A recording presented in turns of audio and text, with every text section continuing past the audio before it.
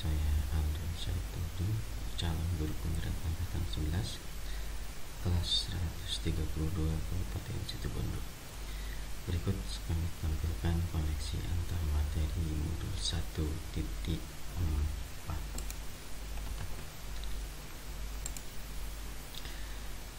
Kesimpulan mengenai peran saya dalam menciptakan budaya positif di sekolah dengan menerapkan konsep-konsep inti seperti disiplin positif, motivasi perilaku manusia, hukuman dan penghargaan, posisi kontrol, restitusi, keyakinan kelas atau sekolah, segitiga restitusi, dan keterkaitannya dengan materi sebelumnya yaitu filosofi pendidikan nasional Ki Hajar Dewantara, nilai dan peran guru penggerak, serta visi guru penggerak.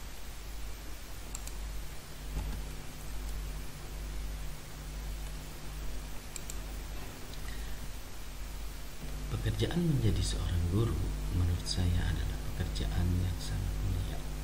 Jika kita ajarkan merupakan hal-hal yang baik, maka akan membawa manfaat dan menjadikan mereka seorang yang memiliki budi pekerti, karakter, dan keluasan ilmu yang mereka miliki. Maka akan sungguh luar biasa pahala yang mengalir ke guru. Namun, alangkah ruginya seorang guru jika ternyata yang diajarkan atau motivasi yang diberikan murid adalah sesuatu yang salah sehingga membawa dampak yang tidak baik bagi murid.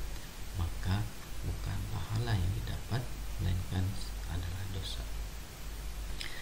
Menjadi seorang guru memiliki peran yang sangat penting dalam menuntun para bawahtis negeri ini, yaitu para murid agar bisa selamat dan bahagia yang setinggi-tingginya sebagai manusia maupun anggota masyarakat. Dalam mewujudkan hal tersebut, seorang guru memiliki lingkungan sekolah harus mampu berkomunikasi efektif dan berkolaborasi dengan berbagai pihak seperti orang tua yang merupakan unsur dari lingkungan keluarga dan lingkungan masyarakat, karena tiga lingkungan tersebut memiliki tanggung jawab sehingga saling mengisi dan saling memperkuat. Sebagai seorang guru, dalam menuntun tumbuh kembang murid haruslah paham akan perubahan dan tantangan atau gangguan yang akan membersamainya. Untuk itu, guru harus berpikir sistematis dan berpikir kekuatan pada aset. Guru harus senantiasa berpihak pada murid, memiliki nilai mandiri untuk terus semangat belajar sepanjang hayat, memiliki nilai reflektif sehingga mampu memaknai pengalaman yang terjadi pada diri sendiri maupun pihak lain secara positif, apresiatif, produktif, memiliki nilai kolaboratif yang mewujudkan tujuan pendidikan dengan senantiasa membangun rasa saling percaya dan menghargai, serta memiliki nilai inovatif yang senantiasa memunculkan ide, gagasan segar dan tepat guna. Dalam menjalankan perannya sebagai seorang penuntun segala kodrat murid, guru memiliki peran sebagai pemimpin pelajaran, menjadi coach bagi guru lain, mampu mendorong kolaborasi, mewujudkan kepemimpinan murid, dan mampu menggerakkan komunitas praktisi. Dalam mewujudkan tujuan tersebut dan membangun karakter pelajar sepanjang hayat yang kompeten sesuai nilai-nilai Pancasila, maka guru hendaklah mampu berpikir strategis dan terus berlatih mengelola diri sendiri sambil terus berupaya menggerakkan orang lain yang berada di dalam lingkaran pengaruhnya untuk menjalani proses perubahan secara bersama-sama. Seorang guru harus mewakili visi yang selalu berpihak pada murid. Inquiry apresiatif merupakan pendekatan manajemen perubahan yang kolaboratif dan berbasis kekuatan. Di sekolah, pendekatan inquiry apresiatif dapat dimulai dengan mengidentifikasi hal baik apa yang telah dilaksanakan sekolah, mencari bagaimana hal tersebut dapat dipertahankan, dan memunculkan strategi untuk mewujudkan perubahan ke arah yang lebih baik yang telah ada. Sekolah kemudian menselaraskan kekuatan tersebut dengan visi sekolah impian dan visi setiap warga sekolah Adapun langkah-langkah dapat menerapkan alur menja, yaitu buat pertanyaan, ambil pelajaran, gali mimpi, jabarkan rencana, serta atur eksekusi. Visi sekolah akan terwujud jika terbangun budaya positif bagi seluruh warga sekolah, baik guru dan juga murid. Nilai-nilai kebajikan adalah sifat-sifat positif manusia yang merupakan tujuan mulia yang ingin dicapai setiap individu. Anak-anak yang memiliki disiplin dari diri sehingga mereka dapat berperilaku dengan mengacu pada nilai-nilai kebajikan universal dan memiliki motivasi intrinsik, bukan ekstrinsik. Restitusi adalah proses menciptakan kondisi bagi murid untuk memperbaiki kesalahan mereka sehingga mereka bisa kembali pada kelompok mereka dengan karakter yang lebih kuat. Dosen tahun 2024. Restitusi juga merupakan proses kolaboratif yang mengajarkan murid untuk memberi solusi dari masalah mereka, yang membantu murid berpikir tentang orang seperti apa yang mereka inginkan dan bagaimana harus memperlakukan orang lain. Selsem, dosen 1996. Guru diharapkan memposisikan diri sebagai control manager sehingga mampu menerapkan restitusi kepada murid yang melakukan kesalahan dalam merubah karakter secara mandiri. Kemudian, refleksi dari pemahaman keseluruhan materi modul budaya positif ada 7. Yang pertama, sejauh mana pemahaman Anda tentang konsep-konsep inti yang telah Anda pelajari di modul ini, yaitu disiplin positif, teori kontrol, teori motivasi, hukuman dan penghargaan, posisi kontrol guru, kebutuhan dasar manusia, keyakinan kelas, dan segitiga restitusi. Adakah hal-hal yang menarik untuk Anda dan di luar dugaan? Saya dulu meyakini bahwa budaya positif itu bisa dijadikan sebuah jika ada peraturan yang jelas dan disertai dengan hukuman bagi yang melanggarnya. Namun, ternyata hal tersebut hanya berdasarkan motivasi eksternal saja, sehingga hanya akan membawa perubahan sementara. Sama halnya dengan pemberian hukuman dan penghargaan. Ternyata hal tersebut akan membentuk sikap yang salah karena murid akan mau melaksanakan jika ada penghargaan dan takut akan hukuman jika melanggar aturan yang sudah ada. Belum lagi tentang hal-hal negatif yang bisa dialami oleh murid lainnya yang tidak mendapatkan penghargaan, seperti akan merasa rendah diri, menutup diri, dan merasa tidak bisa. Pada modul ini saya juga mengetahui tentang posisi kontrol seorang guru dalam menerapkan budaya positif di sekolah. Ketika mengetahui hal tersebut, saya merasa bersalah tentang apa yang sudah saya lakukan selama ini kepada murid saya saat mereka menunjukkan tindakan yang tidak sesuai dengan nilai kebajikan yang ada. Walaupun bukan ada di sifat posisi sebagai penghukum, namun terkadang posisi pembuat merasa bersalah itu yang sering saya lakukan. Walaupun belum tahu istilah tentang keyakinan kelas sebelumnya, namun membuat kesepakatan kelas sudah sering saya lakukan, sehingga tinggal diteruskan untuk diperbaiki dan dievaluasi menyusun keyakinan kelas.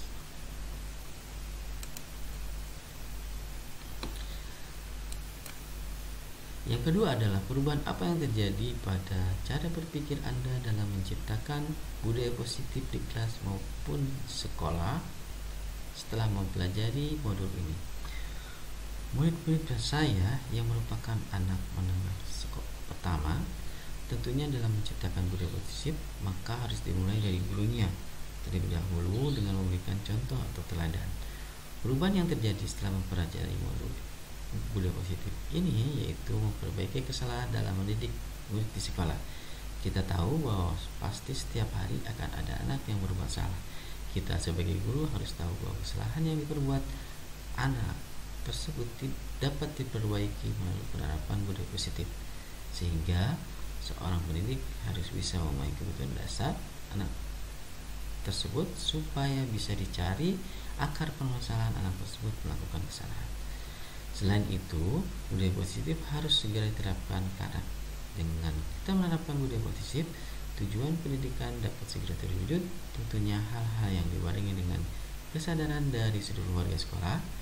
Poin utama pada penerapan budaya positif yaitu dimulai dari menciptakan kebiasaan positif yang akan berdampak pada terciptanya budaya positif di sekolah.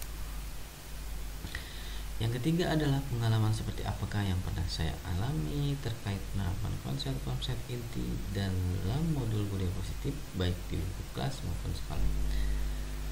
Pengalaman yang saya miliki terkait penerapan budaya positif yaitu rasa keinginan untuk menyelesaikan sesuatu masalah dengan penerapan budaya positif. Namun seringkali masalah tersebut berbenturan dengan aturan sekolah atau pendapat saya tidak bisa diterapkan dengan segitiga restitusi pada kasus-kasus tertentu.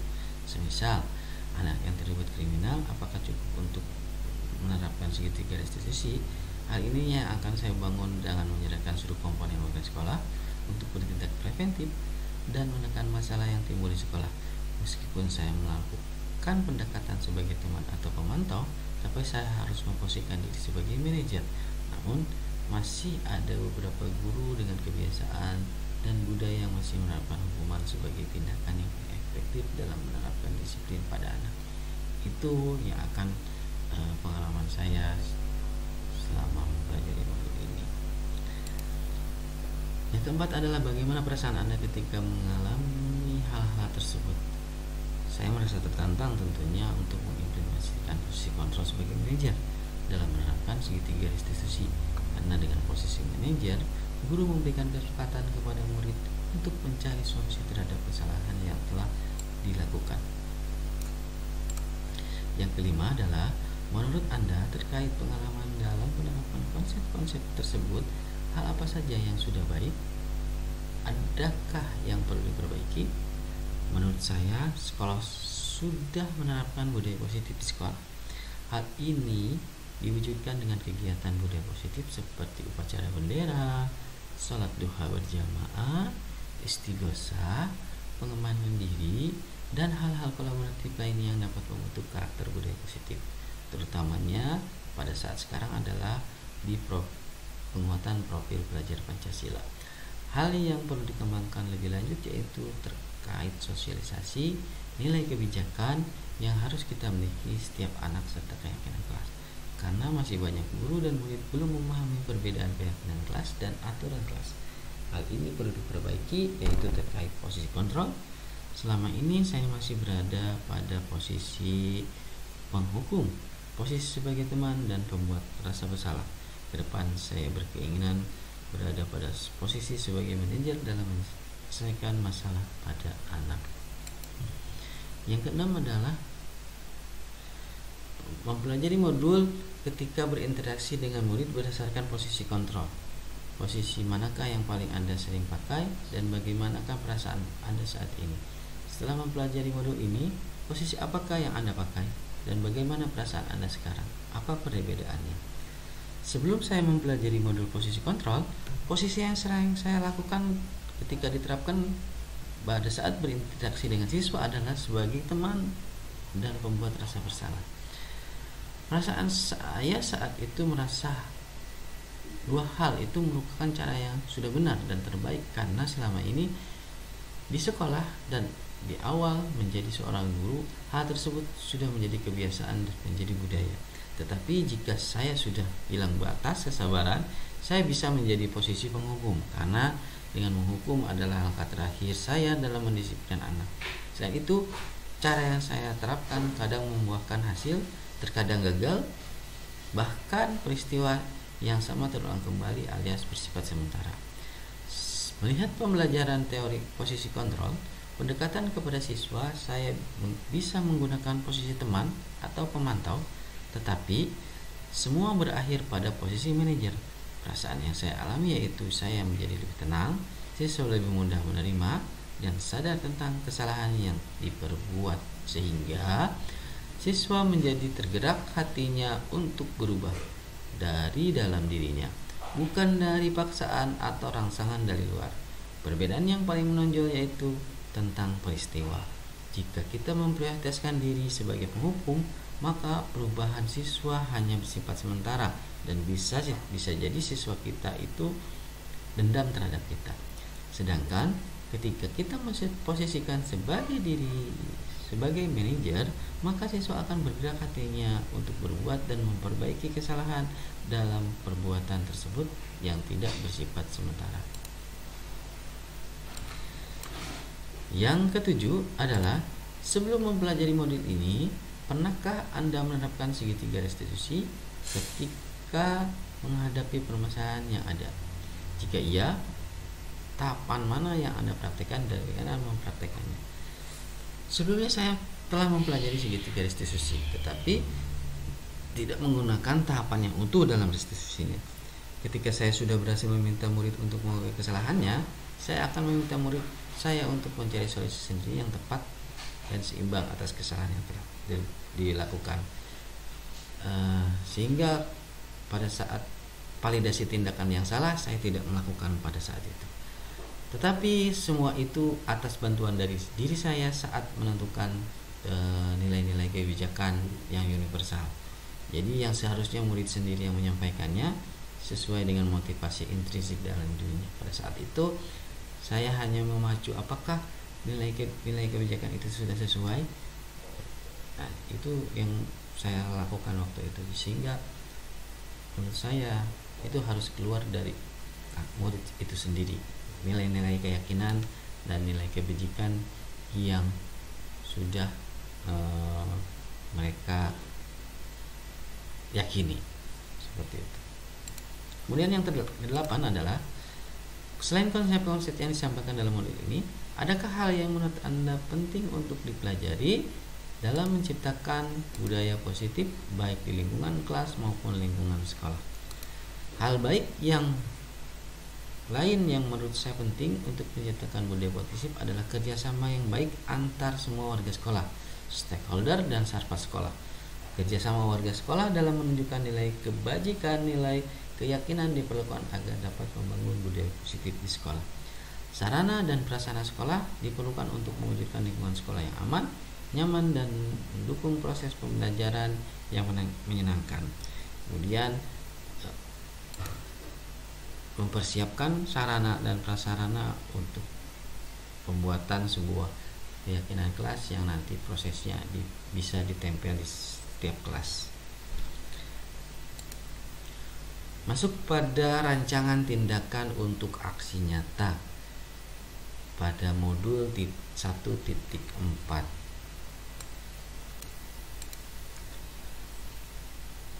Judul modul Diseminasi Budaya Positif di SMP Negeri 1 Asem Bagus.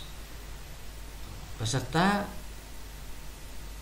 adalah seluruh guru dan staf TU, kemudian saya sendiri, Andon Soitobdi, yang melatar belakangi tindakan aksi nyata, yaitu sekolah idealnya menjadi tempat yang aman, nyaman bagi murid. Hal ini sejalan dengan filosofi pendidikan Ki Hajar Dewantara, yaitu pembelajaran di sekolah harus dapat membawa murid memperoleh kebahagiaan setinggi-tingginya melalui Merdeka Belajar. Salah satu cara yang dapat dilakukan adalah dengan membangun budaya positif.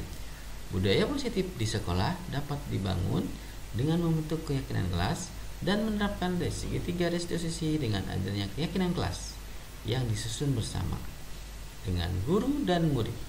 Maka semua akan mengupayakan untuk menjalankan sebagai langkah awal membangun budaya positif di sekolah, dan menerapkan segitiga restitusi dapat membimbing murid berdisiplin positif agar menjadi murid yang merdeka. Tujuannya adalah meningkatkan keberanian dan percaya diri murid dalam mengungkapkan pendapat terhadap gambaran kelas yang diinginkan, menumbuhkan motivasi intrinsik guru ataupun murid, meningkatkan pemahaman warga sekolah tentang budaya positif. Kemudian tolak ukur 1. Terciptanya keyakinan kelas melalui kesepakatan yang dilakukan guru di kelas bersama murid. Warga sekolah saling berintegritas dalam menjalankan disiplin positif. Guru dapat menerapkan segitiga restitusi dalam menangani permasalahan siswa.